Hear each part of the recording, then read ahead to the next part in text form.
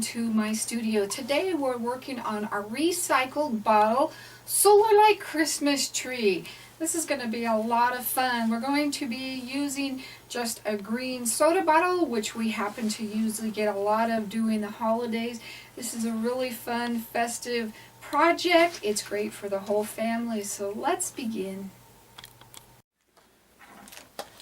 To do this project, I'm going to use a green soda bottle. It doesn't matter what brand, as long as your solar light fits inside of the top of the bottle. We're actually going to be doing this upside down. I also have some videos on what to do with the bottom part of it as well. So how we're going to prepare it is we're going to cut it with our scissors and pull our wrapper off. If you didn't have a green one, you could also color it with your markers. If you needed to, that's another option.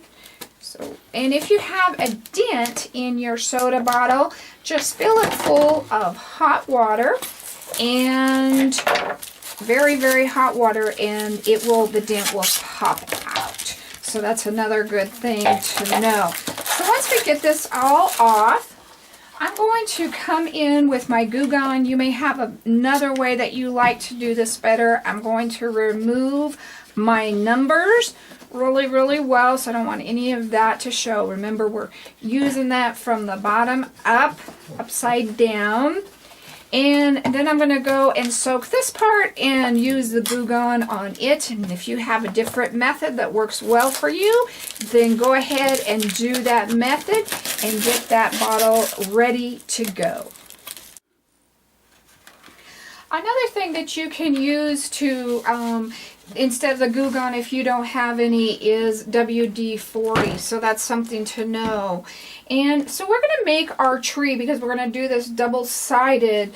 So I'm going to make a tree. And when we're doing this, we want to think about how wide we want this tree. This is the bottom. Remember that. That's kind of hard for me to remember. So we don't want our tree any bigger than this because we've also got to leave this area around here. So you can kind of draw a pattern if that's easy enough for you. And I put 3 little guys in.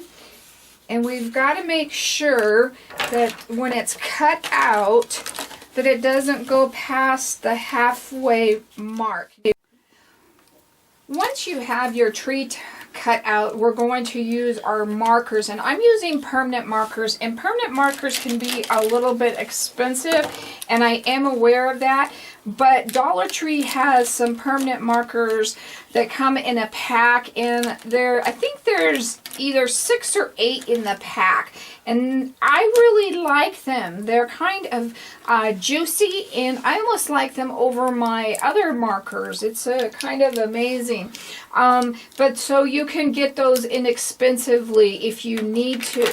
Now, we go to put our tree on. What I'm going to do is I'm going to line this up with these metal seams, but again, make sure this is the bottom part. I even did this when I started filming this video. So just make sure that you try to remember that, and I'm going to do it right underneath this rim. And I'm going to take my permanent marker. I'm going to be using a dark green, and I'm going to trace my tree. And any part that you have to remove, you can use your Goo Gone or something like that. You could even use a little bit of fingernail polish remover if you wanted to just get a little bit of it off there. But this isn't supposed to be a perfect project. This is supposed to be fun. If you wanted a star up on top, then leave room for that star when you're cutting your tree and making your pattern. That's something to think about. So we're going to trace this on both sides, and then we'll take it from there.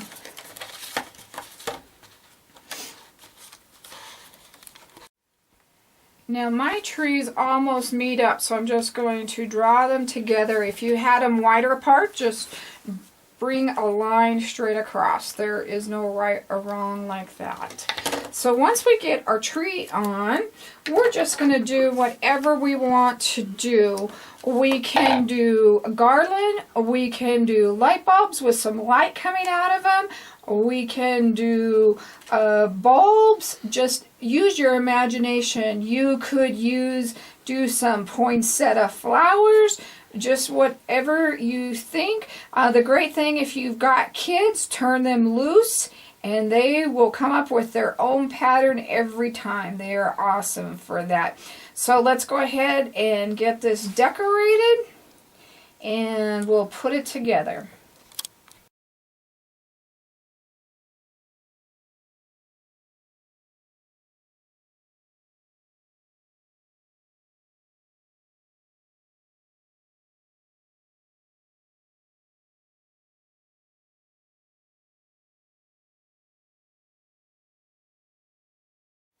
So I decorated my tree, and I did go ahead and put the bottom part there because you don't want your tree floating. And then another thing I'm going to go ahead and do is put your tree trunk on, and you could make that as far down as you want. If you think it needs to go all the way down, then do it all the way down. You could color that in if you want, or however you think that tree trunk should be. Just remember, when we go to cut it, we're not cutting in this area. We're staying above here because we need that support. So let's go ahead, finish decorating the other side of our tree, and we will put it together. I came in and I also gave it some kind of needle fill to make it look more like a Christmas tree or a wild tree. That's up to you. It doesn't have to be a Christmas tree.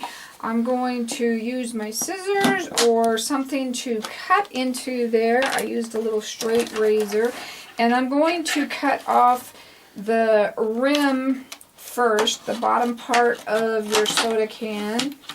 And you can use some craft scissors or heavy-duty scissors, whatever cuts the best for you. I'm just going to try my regular scissors here. They don't look bad once you've got that initial hole kind of in there. And then we're going to cut on the outside, leaving your mark on your tree. I do have videos on how to use that part of it. I'm going to dry this inside out real quick. Okay. And then we're going to cut all the way around the edges.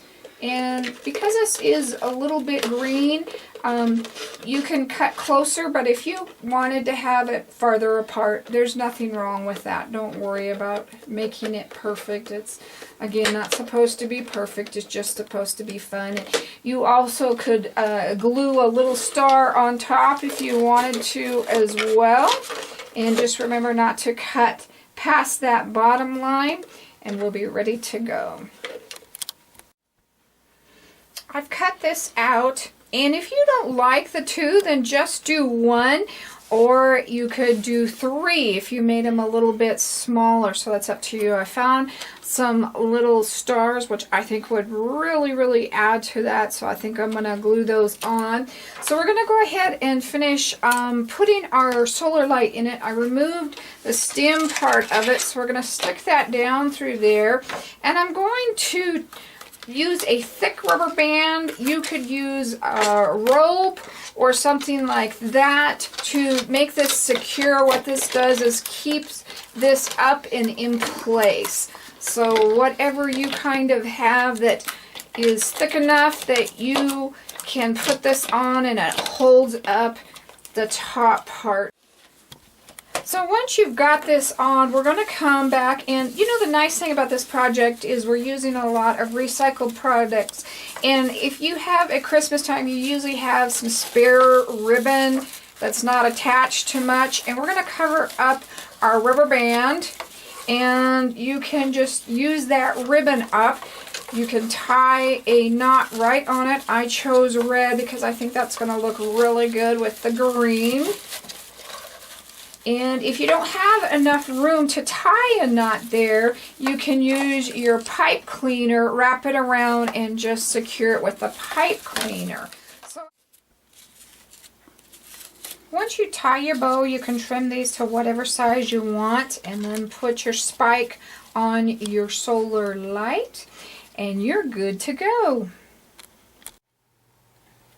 Well, I hope you enjoyed making your Christmas tree. We also have done a snowman for you as well and have a video on that, so make sure you check that out too. Just have fun with it. Just wouldn't this be so cute having a whole walkway lined if the snow was up, and just give it that extra holiday feel, especially if you're a family and you've made several. It's something that the kids could really be proud of, but don't be afraid to do it if you're an adult as well. We're all kids at heart. So come on over to our website at miriamjoy.com, see what other fun festive things we've got going on this holiday season. Have a Merry Christmas from Miriam Joy.